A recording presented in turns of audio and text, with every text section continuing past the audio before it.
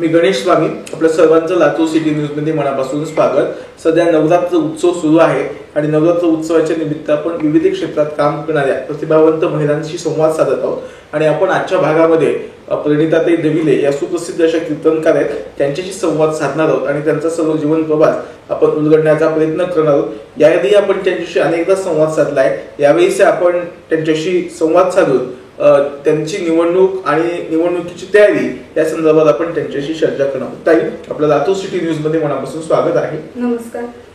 नवरात्र उत्सवाच्या आपणास मनापासून शुभेच्छा। ताई, पहिला प्रश्न असा आहे की आपला जन्म कुठे झाला, प्राथमिक, माध्यमिक आणि महाविद्यालयीन शिक्षण कुठे झालं? माझं प्राथमिक शिक्षण नळेगाव मध्ये झालं। जिल्हा परिषद प्राथमिक शाळा विवेकानंद नगर या ठिकाणी झालं।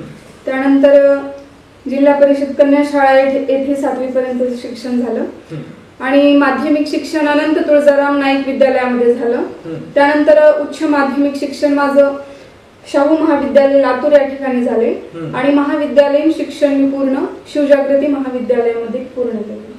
ताई, आपण म्हणजे आपला जो काळ होता तेव्हा कोणी डॉक्टर्स कडे जात होतं, कोणी इंजिनियर्स कडे जात होतं, कोणी शिक्षक म्हणून या ठिकाणी काम करण्यास इच्छुक होते किंवा त्या क्षेत्रात जाण्यासाठी इच्छुक होतं, पण आपण साधं एक क्षेत्र सोडून आपण कीर्तनाकडे वळण्याचं काय कारण आणि आपण कीर्तनाच्या सेवेमध्ये किती वर्षापासून कार्यरत आहात?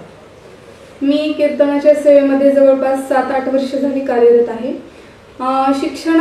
शिक्षण घेत असताना मला एक सुट्टीमध्ये छंद लागला की संत चरित्र वाचन करण्याचा आणि त्यातूनच एक प्रबोधन म्हणून मी कीर्तन क्षेत्राकडे वळले। ताई, आपण कीर्तनाकडे तर कीर्तनामध्ये काम करताय, परंतु आता आपण राजकारणाकडे वळणार आहात आणि आपण निवडणुकीची तयारी करत आहात असं आम्हाला कळालेलं आहे। म्हणजे नेमकं पण अध्यात्म सोडून आता थेट म्हणजे विरुद्ध प्रवाहाकडे आपण जात आहे, राजकारणाकडे जाण्याचा आपला प्रयत्न आहे, म्हणजे हे राजकारण निवडण्यामागचं काय कारण?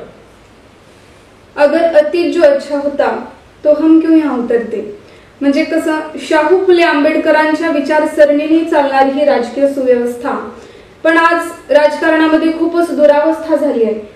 तेच नळेगावच्या राजकारणातील ही दुरावस्था पाहवत नाही, त्यामुळे मला राजकारणात उतरावं वाटते। आता नळेगावचे माजी सरपंच माधवरावजी पाटील साहेब, अंकुशरावजी दविले, रामरावजी बुद्रे साहेब, ए.के. कांबळे सर, सौ सुशीलाबाई सावंत, रेखाताई सुरवसे, अनुसयाताई भालेकर, ताजुद्दीन बाबा घोरवाडे असतील, यांच्या काळामध्ये नळेगावचा कारभार अत्यंत पारदर्शक पद्धतीने पाहिला गेला। अगदी निस्वार्थपणे आणि प्रामाणिकपणे ते काम करायचे, परंतु हल्ली नळेगावची राजकीय स्थिती पाहू गेली तर खूप स्वार्थाची झाली आहे।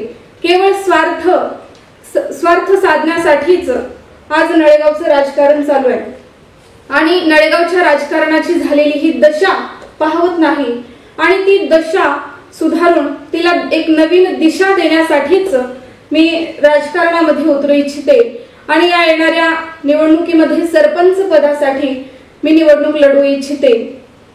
आपल्याला लोकांनी सरपंच म्हणून का निवडून द्यावं असं तुम्हाला वाटतं? एक नळेगावचं वेगळं विकास कार्य साधण्यासाठी आणि तमाम माझ्या नळेगावकरांना विकास काय असतो आणि विकास कसा असतो हे दाखवण्यासाठी मला या राजकारणामध्ये उतरायचंय। आता ग्रामसभा या होतात, परंतु त्या पारदर्शक पद्धतीने घेतल्या जात नाहीत। सर्व जनतेसमोर वेगळेच प्रश्न मांडायचे, वेगवेगळे निर्णय घ्यायचे आणि कागदोपत्री वेगळेच निर्णय घेतले जातात।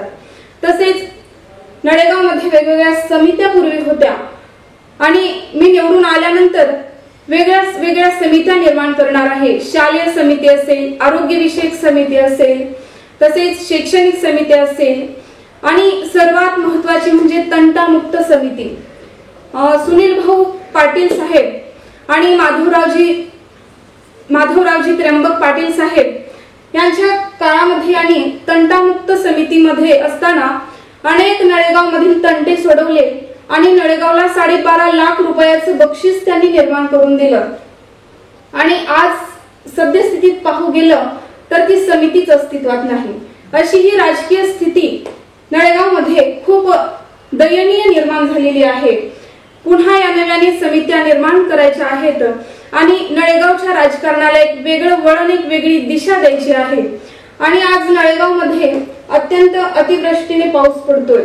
नळेगावमध्येच काय संपूर्ण महाराष्ट्रभर मराठवाड्यामध्ये पाऊस पडतोय. पण नळेगावमध्ये पाहू गेलं तर कुठेच रस्त्याच्या कडेला नाल्या नाहीत आणि त्या नाल्या नसल्यामुळे रस्त्यात पाणी आहे की पाण्यात रस्ता आहे हे ओळखणंच कठीण झाले. एवढंच नाही तर कुठे कुठे घरामध्ये सुद्धा लोकांच्या पाणी गेलेलं आहे. हे नाल्यांची स्थिती जी आहे ती अगदी सुधारायची आहे. हे वेगवेगळे विकास कार्य साधण्यासाठी मला राजकारणात यावं वाटतंय. तसेच नळेगावमध्ये भ्रष्टाचार मुक्त राज्यकारभार पाहायचा आहे. सद्यस्थितीमध्ये केवळ हुकुमशाही राजकीय परिस्थिती झाली आहे आणि लाभार्थ्यांपर्यंत वेगवेगळ्या शासकीय योजना पोहोचवण्यासाठी त्यांच्याकडून वेगवेगळे दर आकारले जात आहेत. विहीर असेल, गोठा असेल, शेतकऱ्यापर्यंत मंजूर करून देण्यासाठी त्यांच्याकडूनही पैसे आकारले जात आहेत.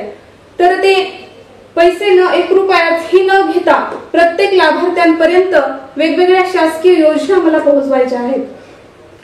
ताई, अजून काही असे काही प्रश्न आहेत की जे प्रामुख्यानं तुम्ही सोडवणार आणि त्याच्यात आणि तुम्हाला सरपंच पद लोकांनी करावं का करावं?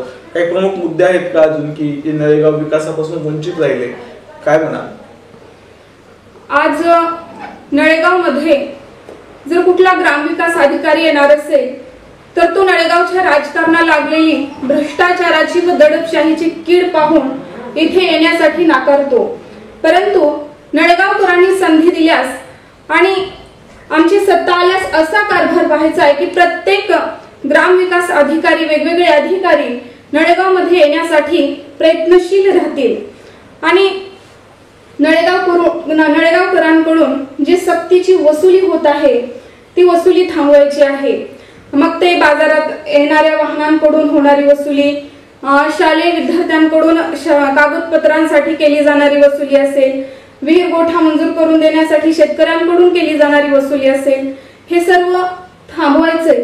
कुठेतरी या भ्रष्टाचाराला आता ब्रेक देऊन एक नळेगावमध्ये विकासाचं, नळेगाव हे एक विकासाचं रोल मॉडेल म्हणून वेगळ्या पद्धतीने मला नावारूपाला आणायचंय. तर या होत्या ताई दबिले.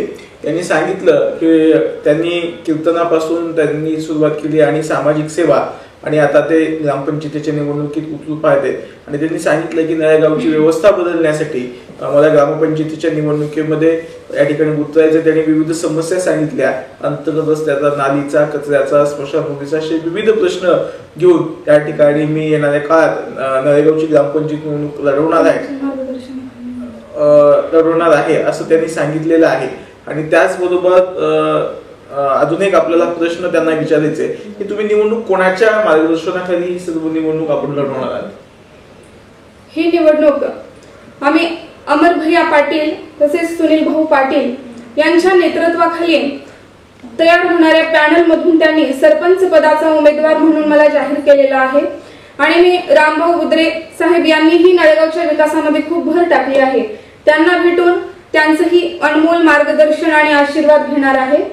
यांच्याच माध्यमातून मला हे यांच्या नेतृत्वाखाली निवडणूक लढायची आहे. तर त्यांनी सांगितलं की त्यांनी कोणाच्या नेतृत्वाखाली निवडणूक लढवणार आहेत आणि अत्यंत चांगलं काम